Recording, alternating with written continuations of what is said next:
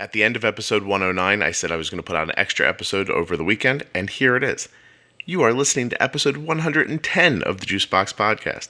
This one presented you today without interruption, which is code for no ads. Why am I doing that? Honestly, just didn't have time to put the ads in, and I promised the episode, so now I'm stuck giving it to you. I'm just kidding. Not stuck. I want to do it. Nevertheless, this one is pretty weird. So Elizabeth Rowley has been living with type 1 diabetes for 25 years, since she was a little girl. She went to England eventually to get a degree, met a boy who also had type 1 diabetes, married that boy, and then started a charity to help everyone across the world living with type 1. What? I know, right? That's a lot of doing. Anyway, listen. Elizabeth's got a great charity called T1 International. I want you to listen to her story about how she grew up with type 1, about being married to someone with type 1, about starting her own charity. It's a really great story. I think you're going to love it. At the end, click on some links, help her out. I'm Elizabeth Rowley. I'm the founder and director of T1 International. You know what I forgot to tell you? A little tease. At the very end of the episode, I'm going to tell you who next week's guest is. And it is a special guest. It is a handsome guest. It is a famous guest. Ooh. Don't skip to the end. Listen first. Nothing you hear on the Juicebox Podcast should be considered advice, medical or otherwise. Always consult a physician before making changes to your healthcare plan. All right, listen through. Don't skip to the end. You'll find out who's coming on next week. Just be patient. I've had type 1 diabetes since I was 4 years old. So coming up on my 25-year anniversary, which is pretty cool. And I grew up in the United States. I'm now living in the UK.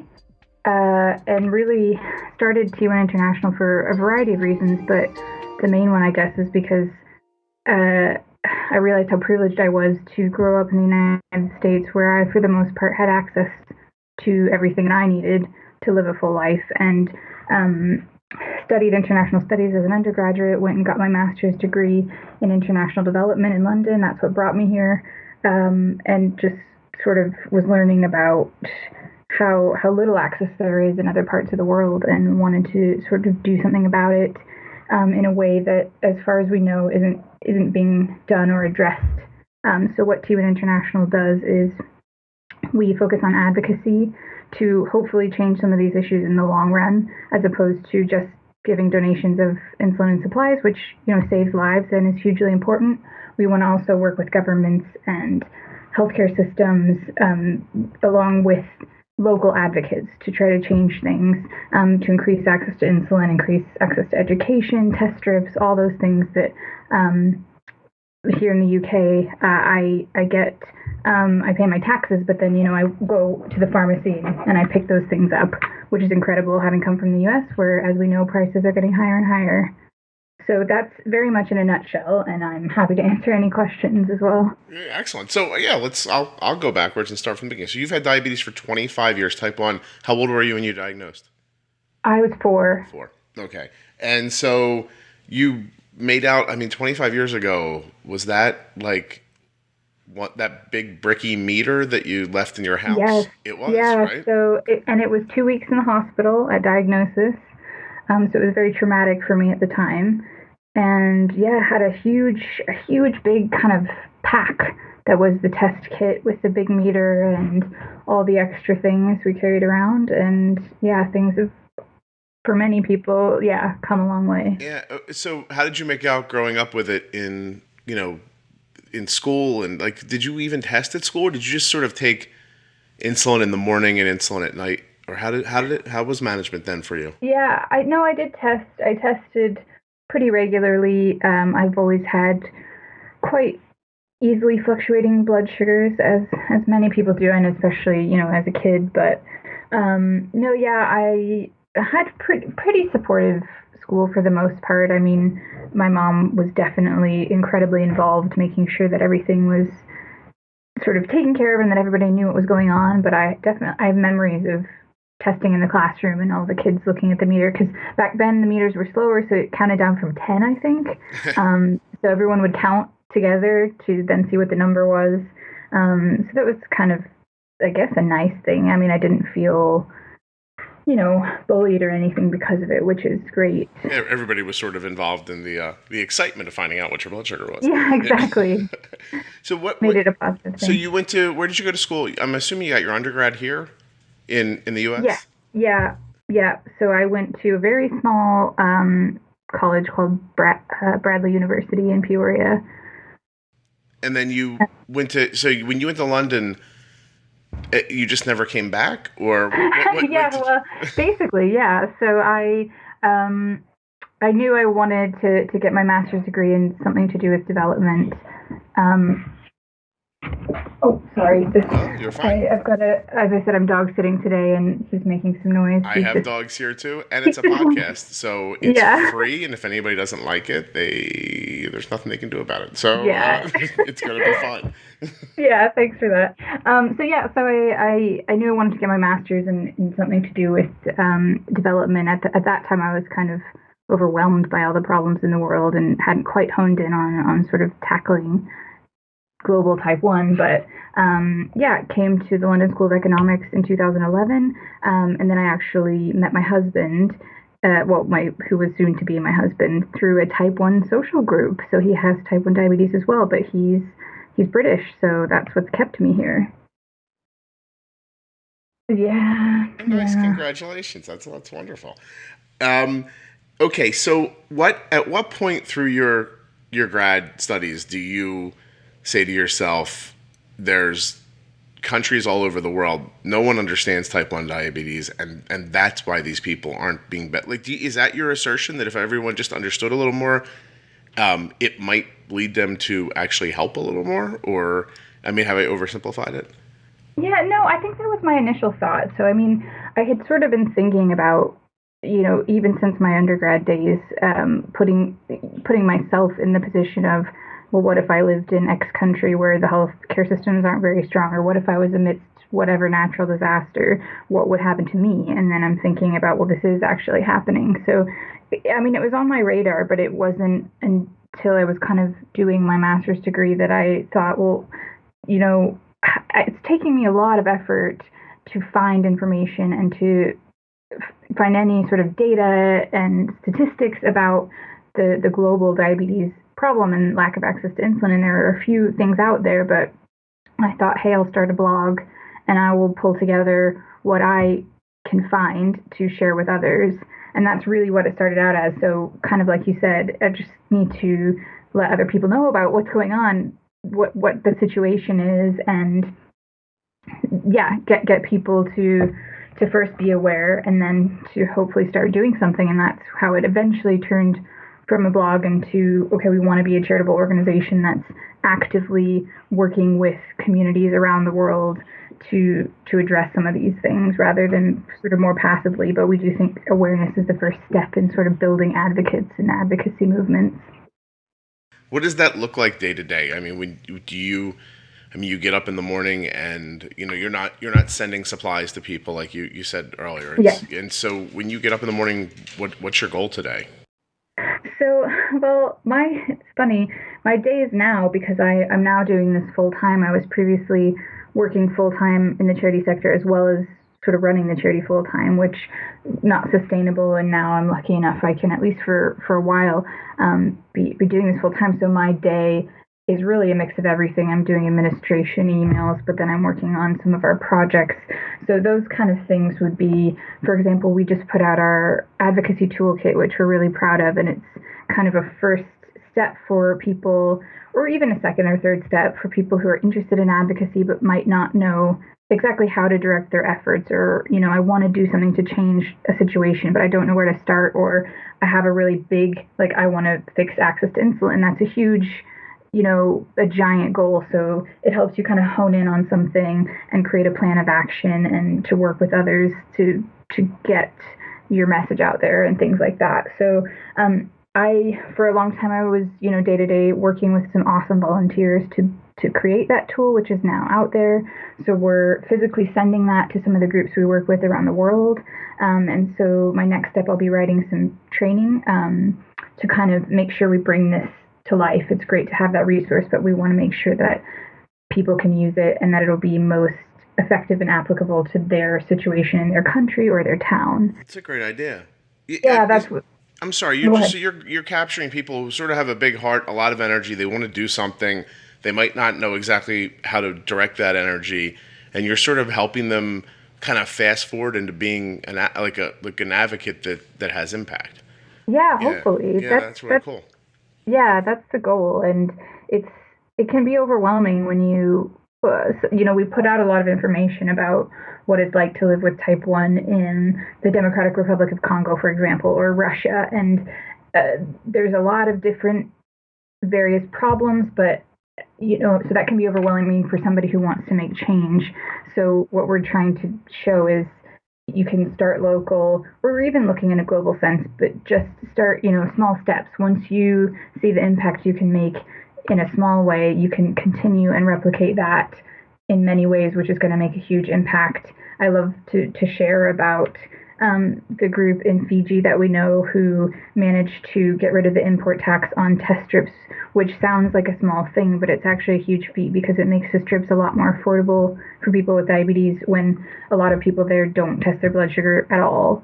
So that kind of thing, it shows that working with a strong plan and a strong group of people, you can make a change that, you can build on that change as well. Is that, using that as an example, is that something as simple as, Fiji has an import tax on things that come into the island, and everything just gets lumped into one pile, and it takes someone to get the attention of government and say, look, it's cool. I understand we're taxing things that come in, but why this thing? Like, couldn't this be eliminated from that rule? And then at some point through hard work and diligence, it actually happened. And now, how much did it drop the price? Do you know?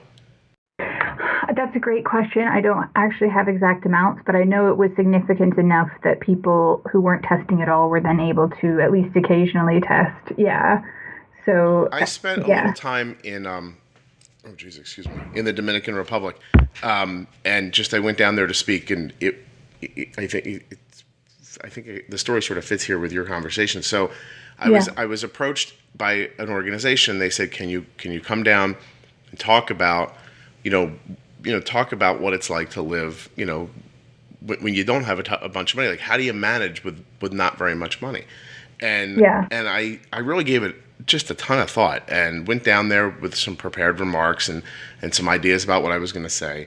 I was probably in the Dominican for about 10 hours when I told the organizers I need to go back to my hotel room and spend a day back there thinking about this again, because the poverty that I imagined in my mind, that's not the poverty I found when I got there. It was significantly different. And to to your point of, if you get 30 test strips a month, do you take really great care of yourself for 4 days, or because testing yourself once a day is not valuable. Yeah. Right. And so when you see that people are making decisions like that, even when the stuff is being provided for them by the hospitals or the government or however it ends up working, place to place, it's still not enough stuff. It's not enough supplies. Right. And so what do you do when you have enough insulin for 2 weeks? Do you take great care of yourself for 2 weeks, or do you take marginable care of yourself for 30 days? And you start hearing stories about kids who died in their, before they became teenagers, of effects that should have taken even you would even think in America, for a person who was not maybe lucky enough to have insulin or all the things, it would take them decades to die this way. These people were dying in 5, 6, 8 years. It was just, it really changed my opinion of, I don't know what, I guess my opinion was pretty focused in, my own life and what's going on here in America. And it's easy to be upset here, right? Yeah, of course. Right. But it's just so much different in other places. And actually that's an incredible story that actually fits with this whole idea, this sense of, to sort of recommend certain care to patients and this is happening in the U.S. as well, with consultants sort of, calling patients non-compliant when they're not asking, well, are they non-compliant because they can't actually adhere to this regimen because they can't afford it, for example, or can't get it. And that's an issue around the world. But also what we found, something that we try to do is share sort of best practice between organizations. So not only are we trying to like connect people around the world with local organizations or to set up a support group for the first time, we visited Kenya. And there was a clinic there who they actually told us about how they were previously receiving a certain number of vials of insulin from one of the big pharmaceutical companies every month or every few months, and they had enough for the patients, and they had things sort of, people were somewhat stable in their regimen, and then they realized that the company told them they were cutting it off, and they didn't have enough to continue supplying the same amount of insulin. So it's incredible because you kind of get to see these really innovative solutions that the clinics come up with. So in this case, with the insulin shortage, they ended up calling every single patient to explain what had happened, ask if they were willing to pay a small amount, even though these are very poor people, and saying, this will cover the shortfall and ensure that you are not going to go without, and it's still significantly cheaper than you would have to pay, just going out on the market. So that, and there were more specifics in a way that they set it up so that they could cover themselves, and they came up with the solution, as well as same with the test strips you were talking about. Do you test, take good care of yourself for a few days and then don't test at all? And they were recommending patients sort of at least test their blood sugar twice, or do a couple days every week where you test regularly, so that you can then compare and find patterns. And they find that works well, so they know what adjustments to make, rather than testing once a day, which is what a lot of communities are doing. It's just sort of testing once a day. But you realize, that doesn't give you enough information to make judgments about your health care. So anyway, it was just an incredible thing to see and learn about the solutions they had come up with, which now we're able to share with other communities who are struggling with the same things. Yeah, it's in my mind, I guess I picture like a situation where can you imagine feeling, I don't know, dizzy and realizing your blood sugar might be low, and testing and seeing that it's low, and then not being able to test again to see if you've rectified it, or exactly, or if you've gone so far in the other direction that now you're going to be high for 3 days, or it's such a crazy, frightening idea. And then these people live like that constantly. It's really cool what you're doing. I mean, that's I don't know. Like I really wanted to talk to you, I guess, because when you hear somebody talk about it in these terms, it really does. Like I'm upset because of copays, right? Yeah. That I can actually pay, or and even if it's say it's a copay that you can't pay, it's like when you hear somebody here go, oh, I lost my Dexcom sensor, which by the way I think is a tragedy. You still have a meter, right? Or exactly. like what I mean? Like you haven't come anywhere near the people that you guys are trying to help and assist and draw attention to. So here's my question: Is it working? Like, do you right? Like, are you seeing positive change? I mean, beyond Fiji, are you seeing things go your way enough that you're excited? Like that excitement that you had initially, is it still burning in you? Or definitely. I mean, we knew when we sort of decided as an organization that we wanted to focus on advocacy rather than sort of sponsorship or whatever you want to call it. We knew it was going to be sort of this is the long run game. It's not like you see an outcome immediately. So we're aware of that, and I think it is a big problem, and it can be tough. And when as we've said, when you're seeing prices go up like crazy in the U.S. and the same things are happening in other parts of the world, it feels hard. With any of this kind of work, it feels hard to keep going. But I would say the passion is still burning. I mean, the groups that we're working with believe in it, and I mean there are other examples like Fiji that definitely keep me and the rest of us going. And it's just sort of knowing that we're not gonna see a result tomorrow, but that doesn't mean it's not important and it's not worthwhile, because we believe in doing it this way, and we believe in working with communities rather than just sort of saying, oh, here's a quick fix we can put on it. So if they think that all together we're doing it the best way, we're going to keep doing it. So hey, tell me a little bit about. Do you have kids? No. Okay, so you and your husband are just two people with type 1 who are married. That's right. How long you been married? We have been married just over 4 years. Yeah, I believe it's just over 4 years. I like that you almost don't know. That's nice. Yeah, time flies. It's crazy. He would probably be not so sure either. So. How do you guys handle? So this is interesting. So I ask people a lot. Not if we can kind of get off the path for a second, but I ask people a lot who are like married. They have type 1. Their spouse doesn't. Like, how much is your spouse involved in understanding how your blood sugar is like day to day in your care? Do you guys share information? Do you help each other, or is it two separate? I find this very interesting. So I think, we recognize how lucky we are that first and foremost, you don't have to explain what it's like to have low blood sugar or high blood sugar. And we definitely like share if we're annoyed about something, or we're pretty open about it. We're not secretive, but it's just funny because, like I mentioned, I've always had pretty erratic blood sugars, you could say, and I've tried the low carb thing, and that helps somewhat. But he's a runner, and he's really tall and skinny, so he can't do too much low carb. Or it has, he needs to just be careful about keeping his calories up.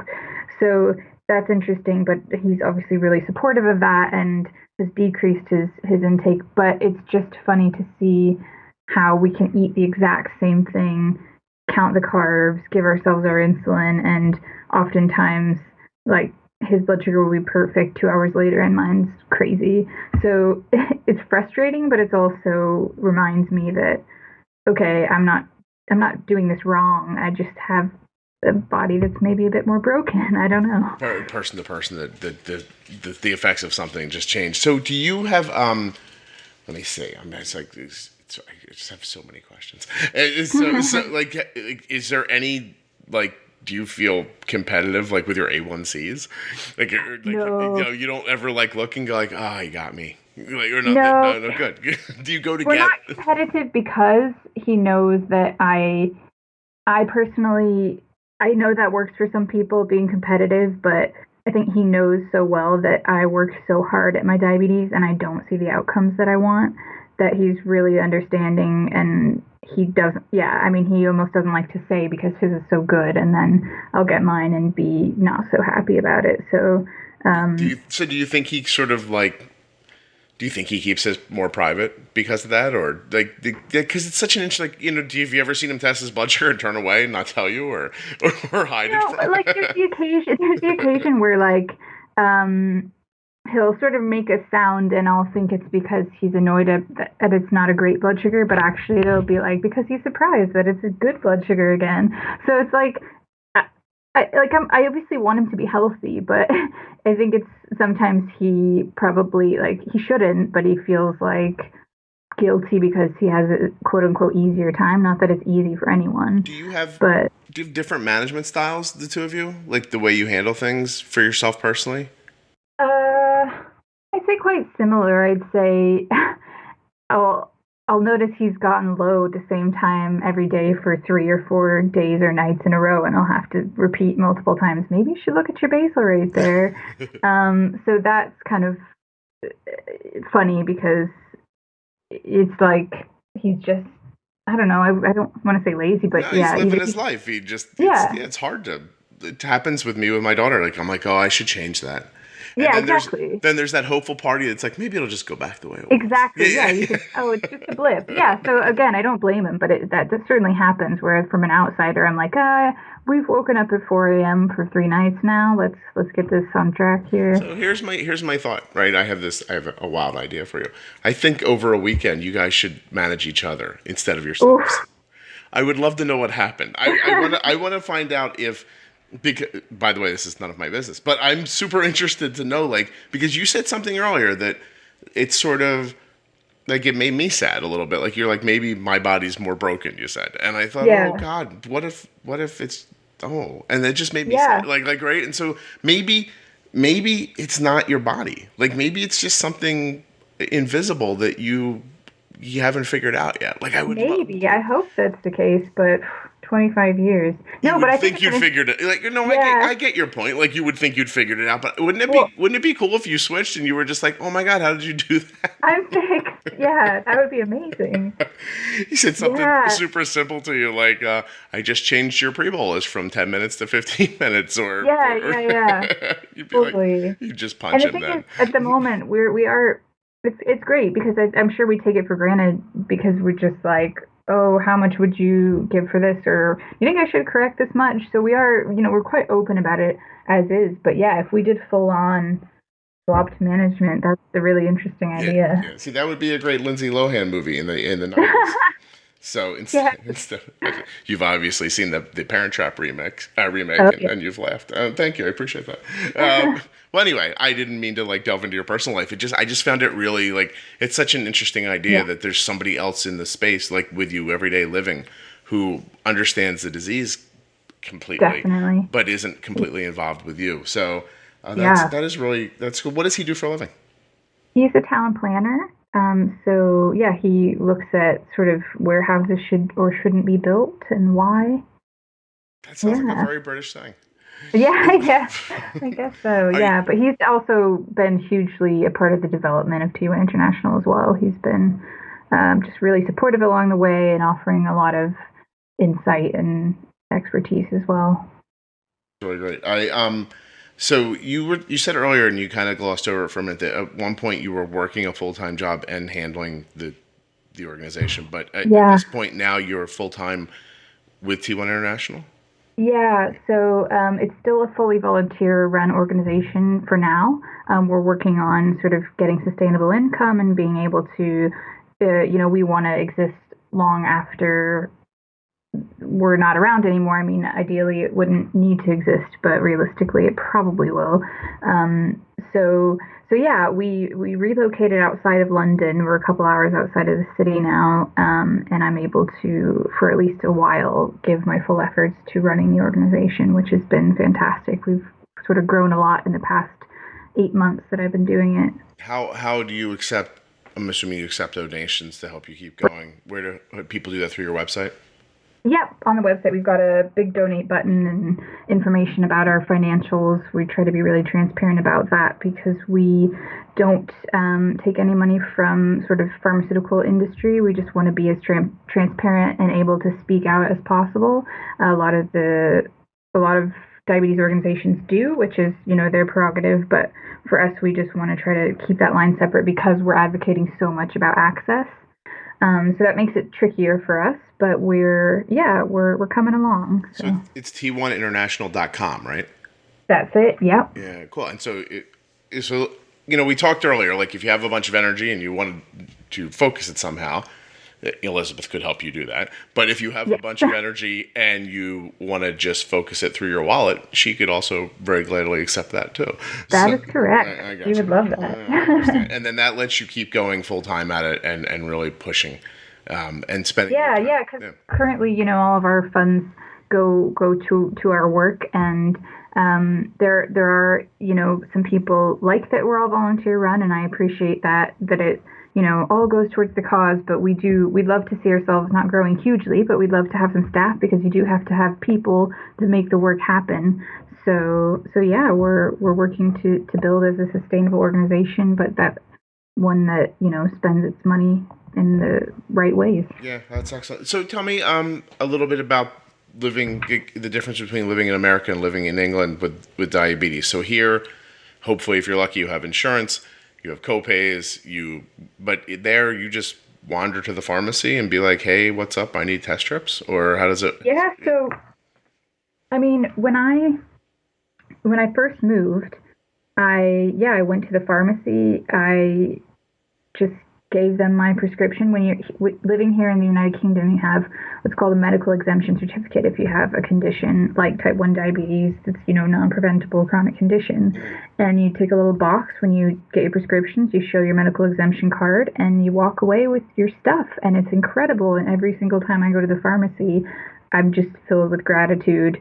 If you're a taxpayer, you're paying for this, but the way the system works is they got you covered, and it's amazing. And I think a lot of people, and I can see why, but sort of take that for granted and can't comprehend that people are paying thousands upon thousands in the United States or anywhere else. Yeah, just for a couple of vials of insulin or some test strips or so. Hey, so do you not even do you not reach into your pocket even when you're there? Or there's no money changes hands? No money changes hands. That's why it's so, coming from the U.S., it's incredible. Yeah, that is amazing. It really is. And do your, wow, hold on. That took me a second. Listen, you caught me by surprise there. Like, I was at least thinking you had to, like, grease palms on the way out. Like, you know what I mean? Like, yeah. Thanks a lot. A little something. Here's something. No. You know what I mean? No. I don't know what your money is. Pictures of ducks, or I don't know exactly. That might be Canada. That's a goose, I guess. Never mind. I know nothing about anywhere that I don't live. I'm wonderfully ignorant. but that's crazy. So I had another question, if you don't mind. Are your parents still alive? Yeah. Yeah. How do you ever get like phone calls from your mom that are like, "Hey, how's your blood sugar?" Or do you not talk about it like that? Hello? Oh, did I lose you? Oh, there we go. I'm sorry. So, do I ever get phone calls? Did your mom ever randomly call up and like, "Hey, how's your diabetes been?" Or do you guys not talk about it the way you did? Because you were really young. So when you're diagnosed when you're 4, your mom is intertwined in your health in a way that a lot of people don't get to be. And then you go off to school, and you break her heart and move out of the country, I'm assuming. And then, did she ever wondered, or do you talk about it ever? We don't so much anymore. I kind of went through that phase that probably a lot of people do, where you kind of, even when I was maybe right before college, I can't remember when it was, but it was sort of like, stop asking me questions. I got this. Like, they didn't mean to. They care about me, but the questions made me almost feel, judged or something, even though I know that wasn't their intent. So it kind of, from there, faded off a bit. We'd talk about it occasionally. And when I started doing the low carb diet a couple years ago, and my A1C dropped what for me was quite dramatically, I kind of told family and that I was thrilled about it, and they were supportive, but they want to know how I'm doing in general, and that includes diabetes, but they don't sort of say, what was your last A1C, Elizabeth, or anything like that. Okay. Yeah, I just didn't know. Like, I tried to listen. If I'm being 100% honest, I asked so that you could tell me that your mom doesn't have anything to do with it anymore, so the people who are listening who have 4-year-olds can realize that one day their children will be off on their own, doing great, and not need them. And that your mom's still alive, living her life, and exactly. Quite happy. Right. I do think it changes for most people anyway, quite dramatically. I know how exhausting and how much hard work it is for parents. But it does get easier. I think the older they get and the more responsibility they take. Yeah. The minute my daughter leaves the house, I'm going to sleep for a month. I'm just going to go to sleep in like May and tell somebody to wake me up in June, I think. And then I will then wake up refreshed and looking completely younger. Understand I'm hoping, Elizabeth, because I look old, and I think it's from not sleeping as much as I should. Well, listen, it's not your fault. I appreciate your empathy. It came right out. That was delightful. Thank you so much. No, I do. I think, I'm from the side of the kid who had to sort of live it, but I obviously have much more empathy for my parents now than I'm sure I did when I was younger, about how much work it is. Have you spent time thinking about that? Like the effort that must have gone on that you weren't completely aware of as a child?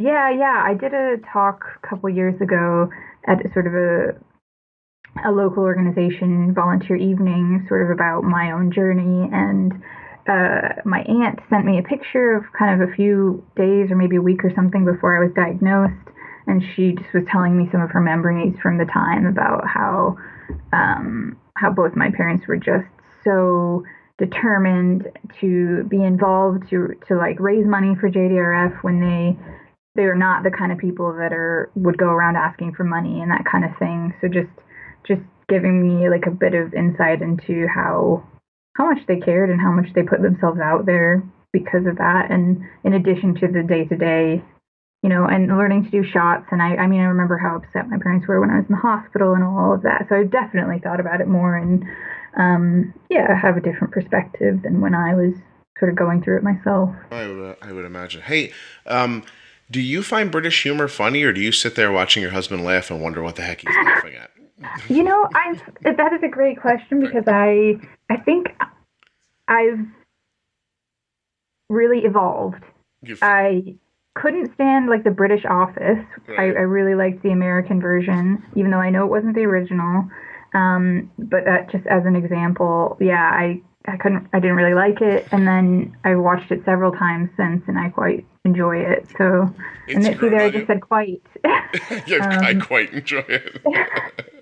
So yeah, I think I've evolved, and there's still plenty of British shows that I don't like, but I think I can appreciate it a bit more now. I can just remember sitting in a friend's house when we were like teenagers, and his mom just loving like British television, and she's not from the UK. Yeah, my mom loves it too. And they're laughing, and I'm sitting there going, "What the hell is happening?" Yeah. And so I don't believe that's funny, but I mean, and I wasn't like the subtlety wasn't lost on me. I'm not like a ham-fisted I don't need to be hit over the head with chuckles.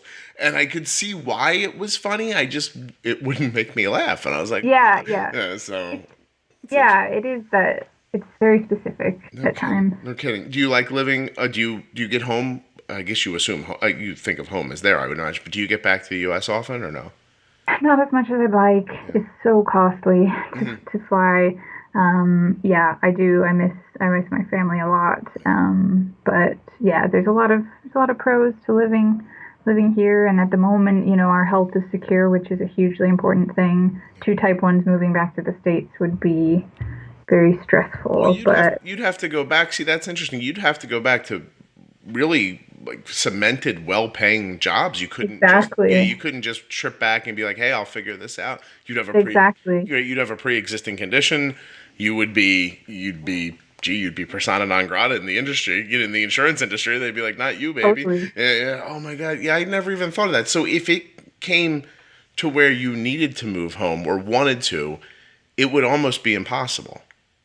Yeah, I mean, it feels that way. I'd just have to get a job, and then THEM International would go back to being either a second full-time or even less, because quality of life in the UK is, for even, standard jobs, is 37.5 hours a week at most. And in the States, it's 40, usually 40 plus, 60, My wife seems to sit with her laptop until she falls asleep. So. Exactly, yeah. So it's like I mean, I'm just in such a privileged position to be able to be here and running this thing, which we hope is putting something good out into the world. But yeah, if we needed to move back, it would change many things and add so many levels of stress to our lives. You want to move there? I think that's. Hey, I wouldn't knock it for the most part. Yeah, you're like the tourism council for the UK. You don't even realize for the T1 community, for the T1D community. Yeah. Move. So how would that work? Like how long ago did you move there? I moved in 2011 to do my master's degree, and I didn't know I would be here permanently. But as we said, met my husband, and the rest is history from there. But are you a citizen now because you No, it's just about as hard as it would be for him to be a citizen in the States, or it might be more hard for him now. I'm not sure, but it takes, even though we're married, it takes several rounds of having what is called a biometric residence permit. It's kind of another word for a visa. So I have, legal residence and right to work and everything, but I am not a citizen yet. It'll be a couple more years before I can take the test. Oh, no kidding, but you will try. Yeah. Excellent. I might as well. Yeah, why not? You want your kids, you have kids one day, you want them to understand that humor. Exactly. That's the key. That's really the whole thing. You want your future children to understand faulty towers. I think that's exactly what this is about. John would love that, my husband. Yeah. He likes faulty towers. Well, I've been mad at him since you said he was tall and skinny. So poor John. He'll be fine. Well, Elizabeth, I'm gonna say that you were really delightful, and I want to kind of go over one more time before we get off that just about how people can get in touch with the organization. If somebody's listening to this, I have a fairly robust listenership in the UK. So if people want to get in touch and volunteer and help out, Yeah. like how would they go about that? Yeah, so again, our webpage is t1international.com, and we have, again, a place to donate, and then there's /volunteer is our volunteer page, which shows different volunteer opportunities. And then we have a contact form on that page as well if you would like to, if you think you have a different kind of skill that isn't on that page that you want to share, or just generally want to get involved, get in touch with us. We'd be happy to chat with you about that and answer any questions about what we do or, what we have done and ways you can get involved. Cool. So if somebody's got a burning desire in their heart and they're in the UK or anywhere, I'm assuming I could volunteer from somewhere else, right? Yes. We have volunteers from all around the globe. All right. So, you do not have to be in the UK. We're a very virtual organization. So, anyone, anywhere, just hit us up and check out the website. We have loads of information and stories. We have an active blog. We have a global map tool where you can click on a country and read about what it's like to live with type 1 there and compare that to other countries, which we're always building on when we make new connections around the world. So, there's lots to learn and read about and plenty to get involved with. A quick and easy thing you can do as well if you don't want to donate or volunteer. We have a Type 1 Access Charter, which is just laying out 5 basic rights that everyone with Type 1 or Type 2 diabetes should have: access to insulin, test strips, education, life free from discrimination, access to healthcare. And if you support those as a human, you can sign on. It's quick and easy online. And then you can also encourage other people to sign on. This will help with our advocates around the world. They can use this to show, look, we have hundreds of people we've got now over 50 countries have signed on to this to show that they support these basic rights. So, it's growing, and the more names we have on there, the bigger our voice can be. That's excellent. Okay, so t1international.com. I hope anybody that's listening checks it out and tries to figure out a way that can help. At the very least, a little money, right? And at the most, maybe their time. So cool. Well, Elizabeth, thank you so much for coming on and doing this. I really appreciate it. Yeah, thank you, Scott. It's been great chatting. There's links in your show notes, but you can go to t1international.com to see everything that Elizabeth is doing for people living all over the world with type 1 diabetes. Before I tell you who the special guest is going to be in episode 111, I just want to remind you that if you're enjoying the podcast, please leave a rating and a review on iTunes or tell a friend. Show them how to find it. Show them how to subscribe. When you share the podcast with somebody else, not only are you helping it to grow, but you're helping it to become a place where people want to come on and talk. People like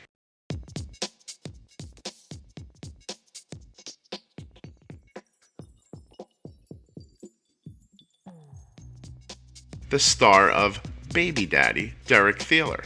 Now, not only is Derek been a type 1 diabetic since he was a tiny, tiny little baby, not only does his sister have type 1 diabetes, but, ladies, I'm talking to you, he is super handsome and frequently is found in the world without his shirt on. So I'm thinking bonus for you. If you know who Derek is, subscribe now so you don't miss it. It's going to be out early next week. If you don't know who Derek is, I'd give him a little Google right now, pop up some Google images, and then, well, that should be enough to get you sitting in front of your podcast app waiting for Derek to come on the podcast next week. He gives a fantastic interview. He's a guy who is really focused on community and building relationships between people with type 1 diabetes. He and I are going to have a really great open conversation about living with type 1, growing up with type 1, acting in Hollywood with type 1, and his desires to be a movie superhero one day. I am Derek Thielen. I'm a type 1 diabetic. I was diagnosed when I was 3 years old, and now I'm 30, so I've had it 27 years. And I was born in Alaska and then grew up in Colorado. And I got my degree in pre-medicine at Colorado State University because I wanted to learn as much as I could about my disease. And I specialized in sports medicine and nutrition. And I guess I kind of thought that I was going to go that route and get into endocrinology. But my senior year of college, I realized that what I really wanted to do was go to Hollywood and be an action hero.